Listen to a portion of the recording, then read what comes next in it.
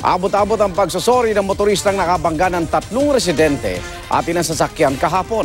Natakot at nataranta lang daw siya kaya siya nagtangkang tumakas. Pinatawad naman siya ng 2 sa mga biktima at pumayag makipag-areglo. Nakatutok si Ian Cruz, exclusive!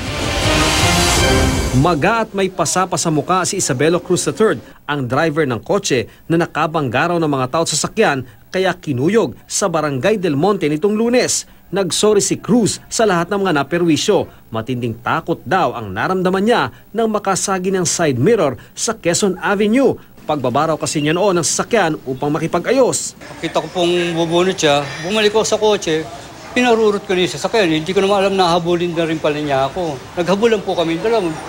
Natakot po talaga ako. Doon naman daw siya nakahagip ng isang babae. Pababa na raw sana siya pero may namato na at dumami na ang tao. Hinabol na rin daw siya ng mga nakamotor na lalaki hanggang mabangga sa isang nakaparadang kotse. Sana yung tinakbuhan ko nga yung may-ari ng sasakyan na nasagi ko.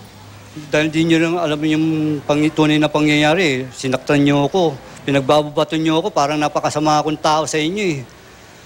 Sana hindi nyo rin po abutin yung ganun nangyari sa akin. Ang babae na nabangga, tinulungan na raw niya at nakapagpagamot na sa ospital, sabi ng kinakasama ng babae. Nangako naman po sila na tutulungan nila yung misis ko na papagamot nila pati yung pangangailangan namin.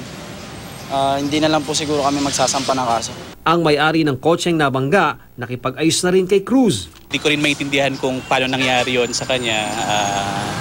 Apologetic naman siya. Rare yun pagka nag-a-apologize, di ba? So, kailangan maging gracious din. Sa Tondo, Maynila nakatira si Cruz, bahisa pala ng isang banda. Okay lang naman siya, walang nakaway, walang nakagait man lang na tao dito. Tahimik pong tao yan. Ang kalaro po niyan, mga pusa. Wala pang ulat na nakukuha ang QCPD ukol sa batang nabangga rin umano ni Cruz. Kahit pa walang magreklamo, sasampahan ng QCPD traffic ng asunto si Cruz. Yun po masakit sa korte, baka hindi po umusad yun. Kasi wala naman pong complainant naayos niya. Ngayon mag-aantay pa rin po ako ng mga darating na complainant.